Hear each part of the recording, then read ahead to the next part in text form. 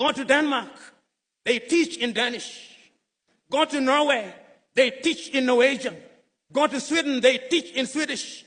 Go to Finland, they teach in Finnish. Go to Korea, they teach in Korean. Go to China, they teach in Chinese. Go to Japan, they teach in Japanese. Then they meet the world. But you and me, here I am waxing eloquent in English. We were told that all the education we had acquired meant nothing. So that if you are eloquent in Ga or in Twi, you are not intelligent. You are only intelligent in English. You can only be intelligent in French, in Portuguese. We now know that that is nonsense. When that great Nigerian musician in the 1980s, fella Nicola Pokuti said, "Teacher, don't teach me nonsense," he meant it. He was reminding us that we must examine our education system. You know, when the British came here and they were establishing schools across Africa, and then when they were establishing Achimota, which is famous for producing great Ghanaians, the intention was to produce young men and women who would support the colonial empire. The intention was the same in Uganda with Budo's King's College. It was the same in Kenya with the Alliance schools. As Chinua Achebe says, the white man was clever. He came and put a knife in the things that held us together, and things fall apart. That we have now become famous for producing graduates in agriculture, some of whom, if you allow me a little latitude and hyperbole, cannot distinguish between a goat and a sheep. When we want to build our roads, we have engineers, most of whom today, if you do not address them as engineer so-and-so, they rise up, ready to beat you up. But yet, when we are building our highway from Accra through to Winneba, through to Cape Coast, through to La Côte d'Ivoire, it is the Chinese that I see, which calls into question, what type of engineering are we teaching? We are producing doctors, and they are good, some of them. But yet, when those of us who have the ability are sick, unless they do not know, they want to be airlifted to Dubai and to Germany. They have no faith in our medical system. When we are sick during COVID, all Africa is crying to America, "Oh, give us Moderna, give us Pfizer," to the Russians, "Give us Sputnik." We are crying. Yet we have universities with professors in medicine. We must re-examine our education system, even in matters as mundane as sports, which is a multi-billion-dollar industry. The United States of America offers our young men and women scholarships to study sports. Our universities don't. Football is a multi-billion-dollar industry. But yet, when one of the masters of ceremony was speaking in jest, it is not the anthem of Asante Kotoko that he remembered, but that of Liverpool, "We shall not walk alone." Theosagiefo was right when he said, we may actually solve the economic problem. We may even solve the political problem.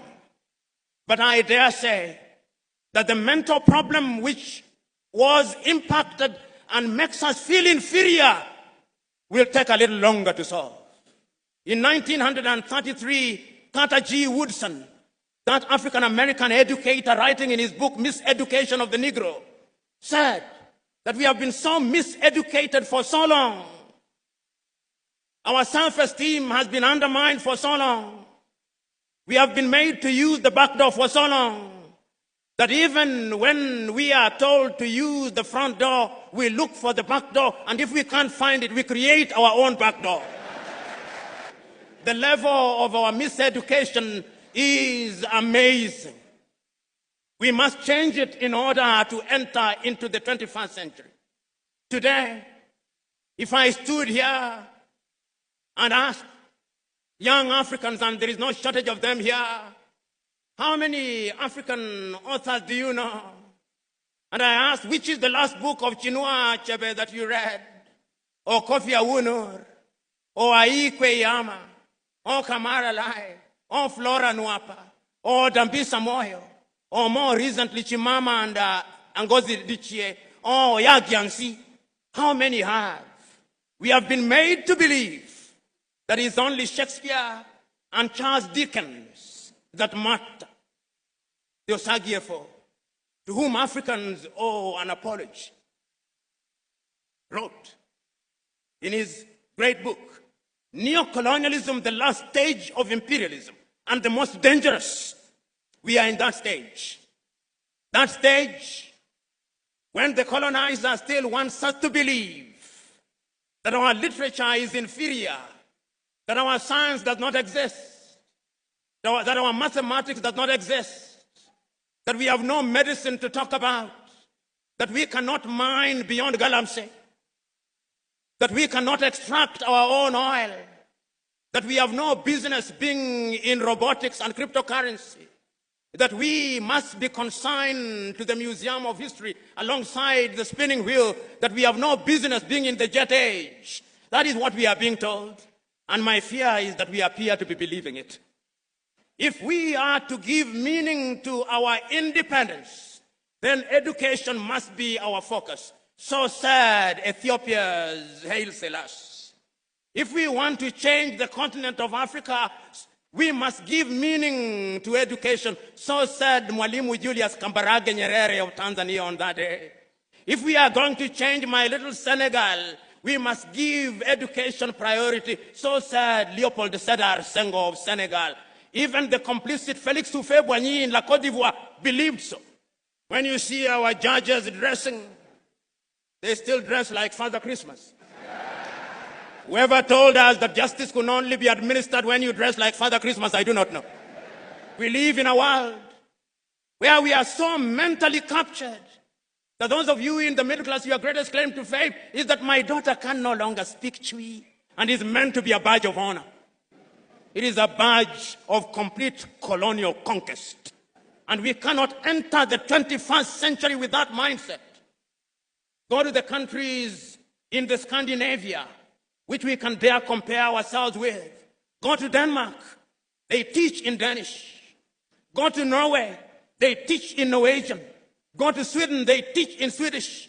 Go to Finland, they teach in Finnish. Go to Korea, they teach in Korean. Go to China, they teach in Chinese. Go to Japan, they teach in Japanese. Then they meet the world. But you and me, here I am waxing eloquent in English, not in Kiswahili. We must revamp our curriculum. I suspect you are either using Samsung or Huawei. What did China do 30 years ago? They made a decision that we are going to change our education system. And they changed their education system. They engaged in agriculture. They engaged in technology. They engaged in medicine. They engaged in everything. And today, China is the second strongest economy in the world, with a GDP of no less than 19 trillion United States dollars. The time is now for us to change our minds. Today, I'm saying that we cannot remain imprisoned in history and lamentation. That is why it is still true for you Ghanaians. Nkrumah is dead, but Nkrumah never dies.